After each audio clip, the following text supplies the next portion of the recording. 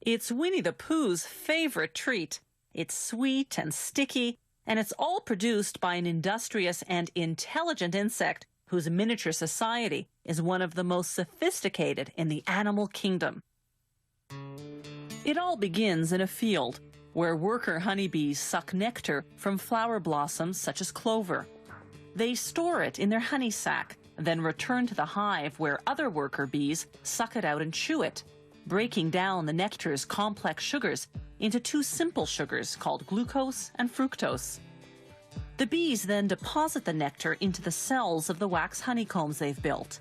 They fan it with their wings until most of its water content evaporates in the warm air of the beehive. What's left is thick and gooey honey. The bees then cap each honey-filled cell with beeswax. That's when the beekeeper steps in. Bees will sting if taken by surprise, so the beekeeper sprays the hive with smoke from burning pine needles, a scented warning that foreigners are about to enter the hive. Inside the hive are wooden frames hanging side by side, each holding a honeycomb. A hive can house hundreds of thousands of bees, all descendants of the prolific grand poobah of beedom, the queen bee. She's the big one in the middle. The queen bee lays up to 2,000 eggs a day, creating the workforce needed to feed and protect the colony. But the beekeeper tricks the colony's defenders. He replaces the hive's cover with a device called a bee escape, which smells like cherries. Bees dislike the scent, so most fly to the bottom sections of the hive. Another warning spray, and the beekeeper removes the bee escape. Now he can escape with the honeycombs.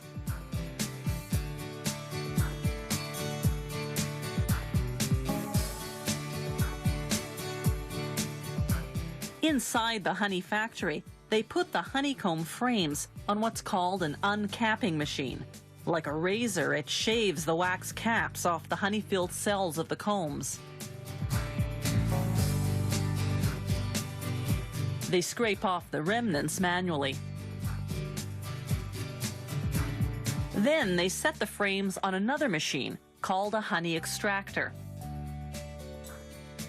It spins the honeycombs until all the honey is forced out of the cells.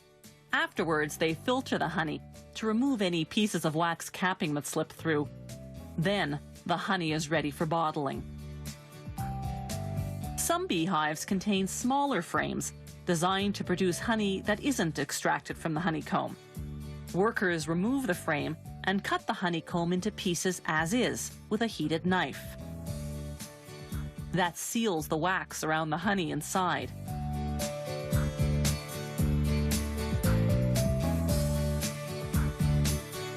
You eat it, wax and all.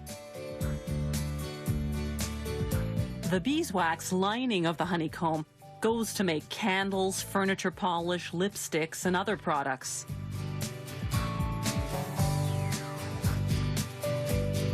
When producers have more liquid honey than they can sell, they simply let it granulate, develop sugar crystals, and turn hard and white.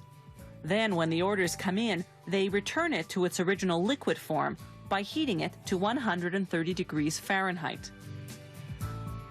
They vacuum clean the jars.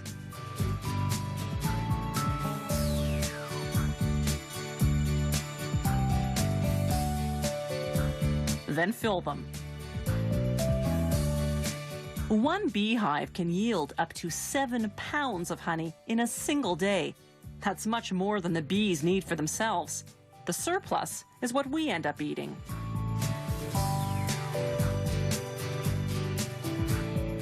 Honey production today is both efficient and humane.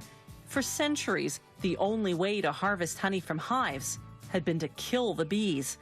Then, in 1851, an American beekeeper invented a way to get the honey, yet spare the bees. His method, with the removable honeycomb frames, is the one we still use today.